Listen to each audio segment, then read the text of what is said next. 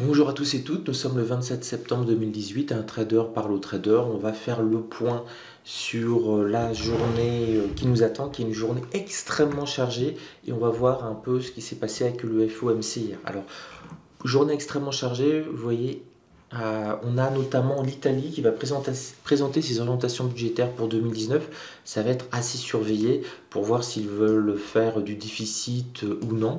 Donc très très important pour la zone euro. En Allemagne, on a surtout l'inflation à 14 heures du mois de septembre, qui pourrait être un petit peu important. À 11 heures, on a surtout le climat des affaires et du sentiment économique en zone euro. Ça, c'est un indicateur qui est très suivi. Attention, il y a un discours à 15h30 de Mario Draghi à l'ouverture du congrès annuel du Conseil européen du risque systémique, et ce discours va être extrêmement suivi. Notamment, on va voir un petit peu ce que pourra nous dire Mario Draghi sur l'inflation. Donc là, ce discours, il risque d'être suivi de près. Aux États-Unis, très très très important, on a une grosse batterie à 14h30, les commandes de biens durables, les inscriptions au chômage et surtout le PIB du deuxième trimestre définitif. Donc s'il y a un décalage par rapport à ce que l'on attendait, ça peut bouger pas mal. 16 heures, les promesses de vente immobilière qui ne sont pas très importantes. Mais attention, 22h30, donc après bourse, on a un discours là de Jérôme Powell qui va lui être très très suivi après ce qui s'est passé avec les décisions du FOMC. Alors, décision du FOMC, qu'est-ce qui s'est passé? Ils ont monté de 0,25 leur taux de base, passant de 2 à 2,25%. C'est exactement ce que l'on attendait. Ils ont précisé qu'ils allaient remonter les taux de manière graduelle en 2019, c'est exactement ce qu'on attendait, et qu'en 2020, a priori, on n'aurait pas de remontée de taux. Donc plutôt rassurant pour les marchés, on est vraiment sur le scénario attendu. Ils sont très optimistes sur la croissance américaine, puisqu'ils ont même relevé le taux de croissance attendu aux États-Unis d'Amérique, donc très bon signe pour les marchés. Mais, l'épouvantail noir des marchés, cela reste toujours l'inflation. Et donc, dans la conférence de presse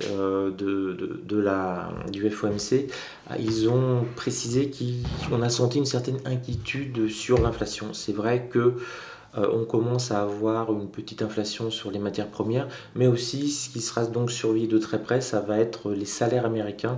Est-ce qu'ils progressent de manière rapide ou non?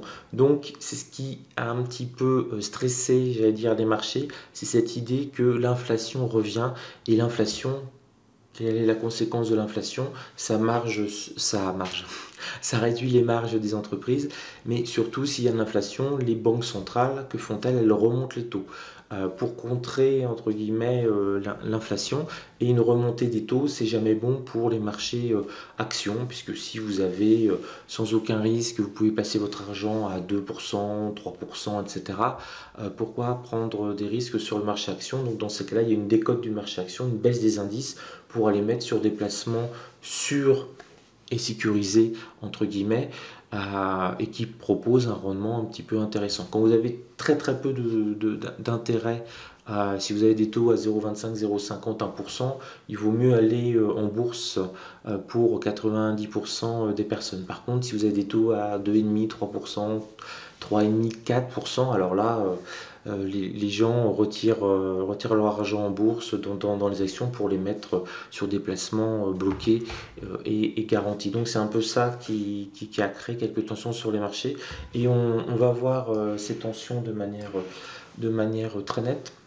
On a eu une bonne tenue du Nasdaq, qui reste lui toujours au-dessus de son point pivot mensuel. Les valeurs technologiques sont un petit peu moins impactées par l'inflation parce qu'elles ont une croissance interne tellement dynamique qu'elles peuvent entre guillemets l'absorber. Par contre, on va voir ce qui s'est passé sur le Dow Jones. Et là, on voit vraiment que le Dow Jones a fait la tête. à partir de la clôture du marché américain, boum, il a fortement baissé. On était quand même hier, on était sur les 26 500 et là on a perdu près de 150 points. Et ça continue un petit peu, ça continue de baisser cette nuit, c'est ce que l'on voit là avec les bougies en 1 heure. Le Japon a perdu 1%, donc ce qui explique cela. Donc on est plutôt, lui, sur le Dow Jones, on est plutôt sur un range buy, c'est pas une petite claque. Il était à 26 800 il y a à peine 3 jours, hein. Donc il a perdu près de 400 points, 1,5% à peu près. Voilà, donc on a quand même le plus haut du mois précédent qui pourrait faire office de support si on perd encore 200 points et puis avoir une possibilité d'un petit rebond intraday pour gagner quelques points. Sur le CAC 40. Alors sur le CAC 40, comme vous pouvez le voir, voilà, on est passé au-dessus des 5500, on a même réussi à se stabiliser au-dessus des 5500, mais là à l'ouverture on casse sous les 5500, donc on va peut-être avoir un range si on continue de baisser. On a la zone 5450 qui paraît vraiment très forte, puisque vous voyez par exemple hier, les journées du 25, on n'a même pas été les toucher, on a fait de la lévitation au-dessus, donc pour le CAC 40 ça reste encore quelque chose qui est très positif. Là, vous voyez, on se rapproche du plus haut de la semaine précédente et on va sûrement avoir un petit rebond ici ou ici, d'histoire de gagner quelques points, mais bon, il n'y a pas du tout le feu au lac. Par contre, le DAX 30, lui, s'en prend un petit peu plus dans les dents, si j'ose dire. On le voit bien. Alors là, c'est intéressant parce qu'il arrive quasiment au bout de sa semaine, après une accélération très importante la semaine dernière. Là, il arrive en bas de son range de cette semaine, lundi, mardi, mercredi, jeudi. Il arrive voilà, ici, sur les 12 003, on avait rebondi sur Futur. À voir ce qui se passe. Par contre, s'il casse ces 12 003, on a 12 250 et si ça se passe vraiment mal, 12 200 en point de rattrapage. Donc voilà un petit peu l'idée pour aujourd'hui. Alors attention, beaucoup de nouvelles, de nouvelles. On va encore être dans l'indigestion du rapport, et des décisions et des déclarations du FOMC. On a une deuxième couche, il y a Mario Draghi qui parle, il y a le président de la Fed qui parle, mais après marché, donc ça peut bouger pas mal, notamment si vous regardez vos positions de nuit. Donc là, vraiment, on est sur une situation que l'on connaît. L'économie américaine est en pleine expansion. Les taux de croissance ont été relevés même par la FOMC, mais on commence à percevoir des risques inflationnistes. Et ça, le mot inflationniste, c'est une chose que n'aiment absolument pas les investisseurs et les gérants. Donc c'est pour ça qu'on a une petite tête ce matin sur tous les indices qui sont dans le rouge. Pour ma part, je ne vais pas trader forcément énormément les prochains jeudi, vendredi.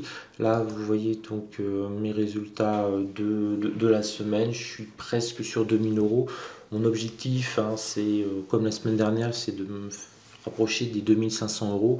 Donc là, l'objectif est quasiment fait avec peu de trades pour moi, mais vraiment des belles séries de trades bien précis. Je me concentre vraiment sur l'entrée du trade, prendre vraiment des trades que j'estime à des taux de réussite absolument incroyables, supérieurs à 80-85%. Donc là, pour le moment, je suis à 93 et 96% de taux de réussite. Donc je vais continuer comme ça, vraiment du trading un peu chirurgical, attendre parfois de longues heures, mais bon, on n'attend pas vraiment parce que je mets des alarmes et je peux vaquer à autre chose pour pouvoir rentrer rapidement sur des supports ou des résistances que j'ai pu repérer à l'avance. Donc là, voilà, j'ai quasiment fait ma semaine. Il reste 2 jours, il faut que je gagne 10 points par jour ou 20 points dans les prochaines 48 heures.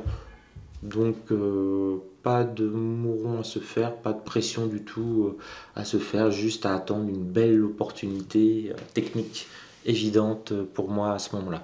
Voilà, sur ce, je vous souhaite une belle journée de trading. On se retrouve demain pour le Good Morning Trading sur le forum toute la journée pour échanger et parler sur notre vision du marché, l'économie, nos trades, etc. Et je vous souhaite une belle journée de trading. Attention, journée chargée quand même, beaucoup de statistiques, de discours, donc ça peut être un petit peu violent. C'est lendemain de FOMC. Sur ce, belle journée de trading à vous. Ciao.